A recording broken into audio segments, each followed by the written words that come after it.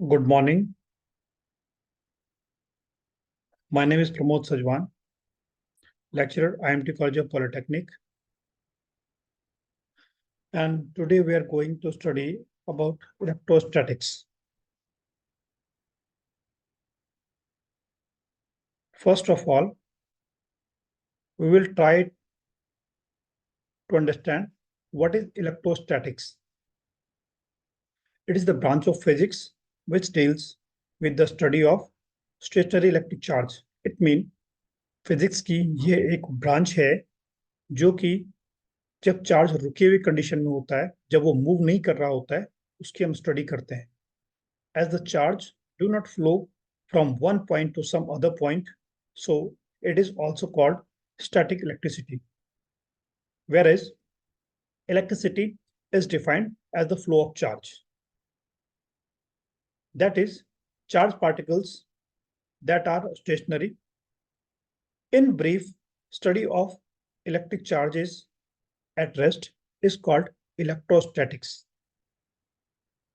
As we very well know that positive similar charges are repel each other, and the different charges or opposite charges are attract each other. Now, what is electric charge? इसे समझना बहुत जरूरी है. What is electric charge? It is the property of matter due to which the matter is able to exhibit electric and magnetic effect.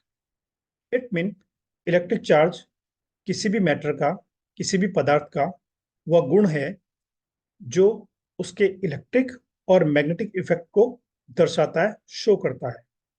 यहाँ पर एक sodium का एक मॉलिक्यूल यहाँ पे प्रदर्शित किया गया है, जिसमें कि उसमें इलेक्ट्रॉन्स ऑर्बिट्स में चक्कर लगा रहे हैं और प्रोटॉन और न्यूट्रॉन उसके न्यूक्लियस में इस समय हैं.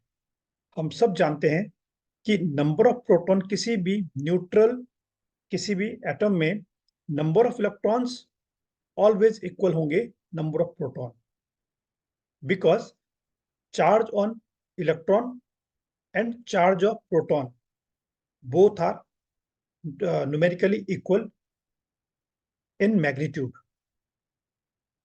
इलेक्ट्रॉन के ऊपर जो चार्ज होता है वो होता है नेगेटिव, यानी -1.6 इंटू 10⁻⁻19 कूलम, जबकि जो प्रोटॉन के ऊपर चार्ज होता है वो होता है 1.6 इंटू 10⁻⁻19 कूलम.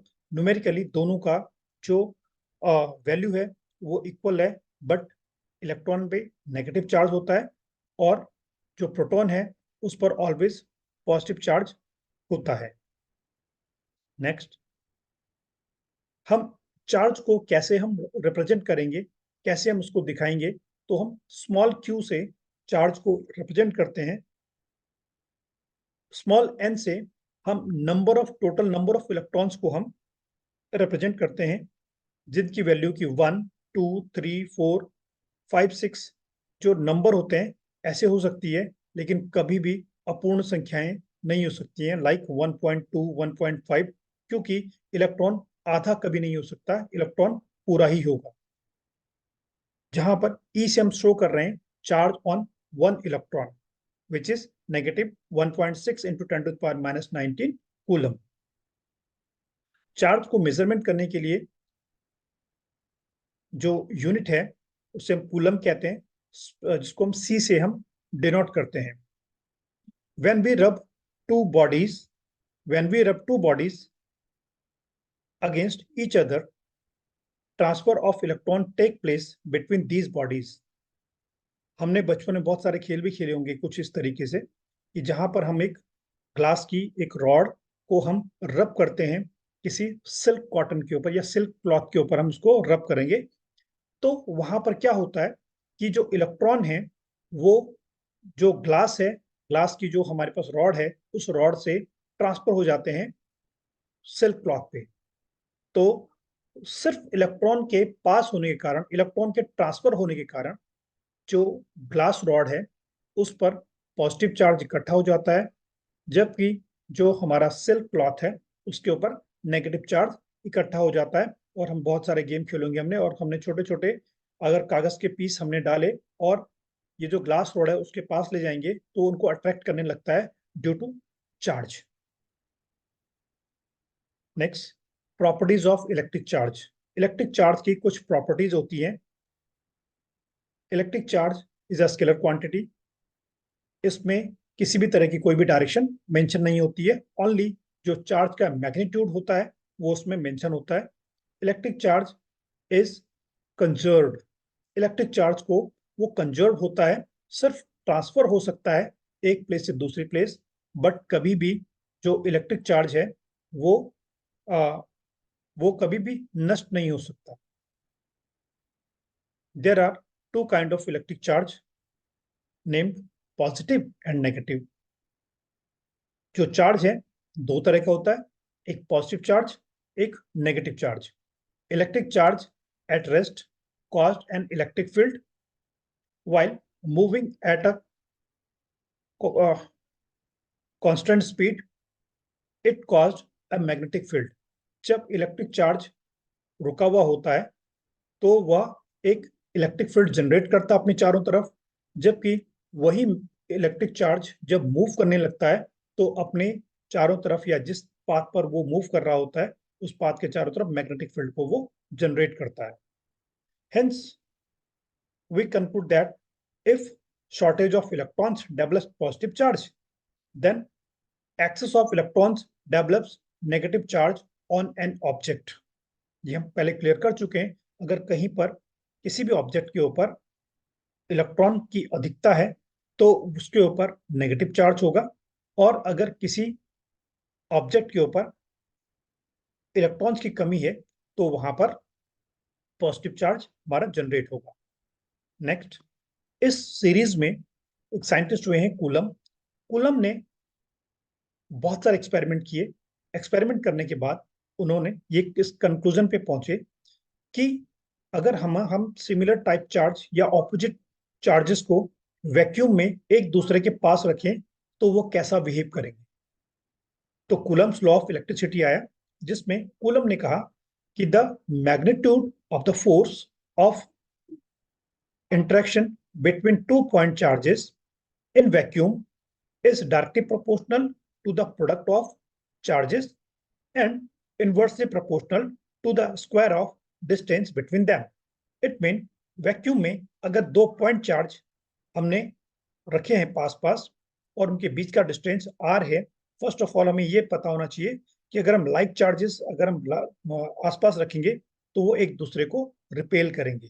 जैसे कि डायग्राम में दिखाई दे रहा है कि हमने पॉजिटिव चार्ज पॉजिटिव क्यू को आसपास लेके आए हैं तो एक दूसरे को रिपेल करेंगे, जबकि अगर हम नेगेटिव और पॉजिटिव पॉजिटिव यानी अनलाइक चार्जेस को अगर हम पास लेके आएंगे तो एक दूसरे को अट्रैक्ट करेंगे। दोनों ही कंडीशन में इन चार्जेस के बीच में एक फोर्स वर्क करता है। तो कूलम ने उस फोर्स के बारे में बताया कि वो जो फोर्स है वो डायरेक्टली प्रोपोर्शनल होगा दोनों चार्जेस के मल्टीप्लीकेशन के, और कूलम ने यह भी बताया कि वो जो फोर्स है उन दोनों चार्जेस के बीच में जो फोर्स लगने वाला है वो दोनों ही जो पॉइंट चार्ज हैं उनके बीच के डिस्टेंस के स्क्वायर के इनवर्सली प्रोपोर्शनल होता है। इट मीन हम लिख सकते हैं F proportional Q1 Q2 upon R square. Proportional sign हटाने के लिए एक कांस्टेंट लगाया गया। कांस्टेंट था एफ इज इक्वल टू के Q1 Q2 upon R square, जहां पर ये जो k है इसे प्रोपोर्शनलिटी कांस्टेंट कहा गया, जिसे इलेक्ट्रोस्टैटिक कांस्टेंट भी कहा जाता है। ठीक, और ये जो k है ये किस पर डिपेंड करता है? ये डिपेंड करता है नेचर ऑफ मीडियम। दोनों जो हमारे चार्जेस हैं उन चार्जेस के बीच में जो मीडियम है उसके नेचर पर डिपेंड करता है। और इसकी वैल्यू क्या होती है? इसकी वैल्यू होती है k is equal to 1/4 pi epsilon nought, ये इसकी वैल्यू होती है। और इसकी जो न्यूमेरिक वैल्यू है वो है 9 इंटू 10⁹ न्यूटन पर मीटर स्क्वायर कूलम स्क्वायर। यहाँ पर एप्सिलॉन नॉट परमिए जो फ्री स्पेस है उसकी परमिएबिलिटी को रिप्रेजेंट कर रहा है। वैक्यूम के लिए परमिएबिलिटी होती है 8.85 into 10⁻12 coulomb square per newton metre square. इसका जो डायमेंशनल फॉर्मूला है वो है m to the power -1, l to the power -3, t to the power 4 and a square. Now electric field या विद्युत क्षेत्र या इलेक्ट्रिक फील्ड इंटेंसिटी, विद्युत क्षेत्र की तीव्रता, इसके बारे में स्टडी करते हैं। तो पहले समझते हैं कि what is electric field. Electric field due to a given charge is defined as the space around the charge in which force of attraction of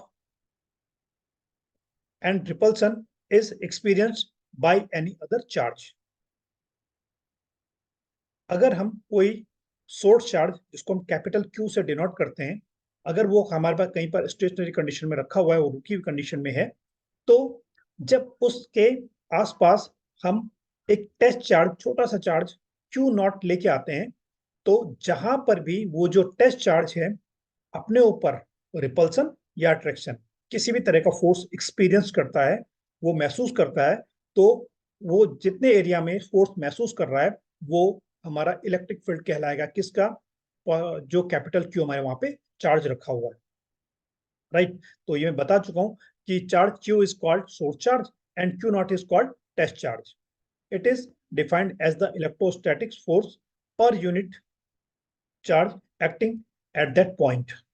numerically हम लिख सकते हैं इलेक्ट्रिक फील्ड को हम कैपिटल ई से शो करते हैं।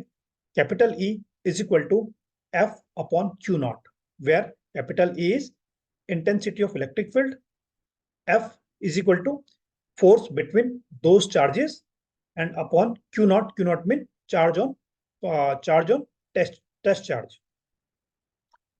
Electric field intensity is also termed as electric field. Electric field is a vector quantity. Direction of electric field is also along the direction of electromagnetic force. SI unit of E is Newton per coulomb, that is N upon C. Electric field due to a point charge. The electric field intensity at any point is the strength of electric field at point. It is defined as the force experienced by unit positive charge placed at that point. If F is force acting on a small test charge plus Q naught at any point P, R distance far from positive Q source charge, then electric field intensity at this point is given by E is equal to F upon Q naught Newton per coulomb. Electric field intensity at a point due to a source charge is defined as the force experienced by a unit positive charge placed at that point. Now we are going to study electric lines of force and its properties. Basically, electric lines of force is the pictorial form of representation of electric field. Again, electric lines of force is the pictorial form of representation of electric field, and these electric lines have several properties. Number one, electric field lines are radially outward due to a positive source charge and radially inward due to a negative source charge. Isolated अगर हमारे पास कहीं positive charge या isolated कोई negative charge है, तो electric lines of force positive charge से बाहर की तरफ निकलती हुई दिखाई देती हैं, रेडियली आउटवर्ड, जबकि जो नेगेटिव चार्ज है उसके अंदर की तरफ जाती हुई प्रतीत होती हैं। Second, the electric lines of force starts from positive charge and terminate on a negative charge. अगर हम पॉजिटिव चार्ज और नेगेटिव चार्ज को आसपास ले आते हैं तो हमें इनका बिहेवियर कुछ चेंज नजर आता है। पॉजिटिव जो इलेक्ट्रिक लाइंस ऑफ फोर्स हैं वो पॉजिटिव चार्ज से बाहर निकलती हुई पॉजिटिव चार्ज से स्टार्ट होती हुई और नेगेटिव चार्ज पे एंड होती हुई हमें दिखाई देती है। Electric lines goes away from positive charge and attract towards the negative charge. Number fourth, the tangent of a line of force at any point gives the direction of the field at that point.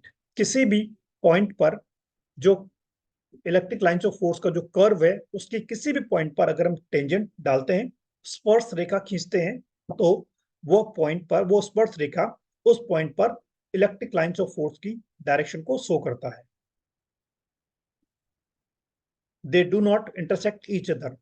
Electric lines of force कभी भी एक दूसरे को intersect नहीं करती हैं। क्यों नहीं करती हैं? मान लेते हैं कि किसी पॉइंट P पर दो इलेक्ट्रिक लाइन्स ऑफ फोर्स ने एक दूसरे को इंटरसेक्ट कर लिया, हाइपोथेटिकली मान लेते हैं। तो उस पॉइंट P पर हम दोनों अलग अलग जो कर्व हैं उन पर हम टेंजेंट खींच सकते हैं, जिनकी डायरेक्शन अलग अलग होगी, और किसी भी एक पॉइंट पर किसी वेक्टर की दो डायरेक्शन इम्पॉसिबल है। इस कंडीशन में P पॉइंट पर दो डायरेक्शन होंगी किसी भी इलेक्ट्रिक लाइन्स ऑफ फोर्स की, जो कि इम्पॉसिबल है। एक ही पॉइंट पर किसी भी जो इलेक्ट्रिक लाइन्स ऑफ फोर्स है उसकी दो डायरेक्शन पॉसिबल नहीं है। दैट इज वाई ये जो इलेक्ट्रिक लाइन्स ऑफ फोर्स हैं कभी भी एक दूसरे को इंटरसेक्ट नहीं करती हैं। Next, the lines are closest together where the field is strong. एक प्रॉपर्टी और ये शो करते हैं, जहां पर इलेक्ट्रिक फील्ड स्ट्रांग होता है वहां पर इलेक्ट्रिक लाइन्स ऑफ फोर्स की डेंसिटी ज्यादा होती है, वहां पर ज्यादा लाइनें हमें दिखाई देती है। जबकि जहां पर इलेक्ट्रिक फील्ड वीक होता है, कमजोर होता है, वहां पर हमें डेंसिटी बहुत कम दिखाई देती है। Now what is electric flux? Electric flux through a surface is defined as the total number of electric lines of force crossing the surface in a direction normal to it. It is denoted by phi. Electric flux is a scalar quantity which is the scalar product of two vectors. Number one, electric field intensity E, and other is area vector A. That is, phi is equal to vector A dot vector E. Phi is equal to E dot A cos theta, where theta is the angle between direction of electric field and area vector of the surface. SI unit of electric flux is equal to Newton meter square per coulomb, and the dimension of the electric flux M L cube T to the power minus 3 A to the power minus 1. So thank you very much.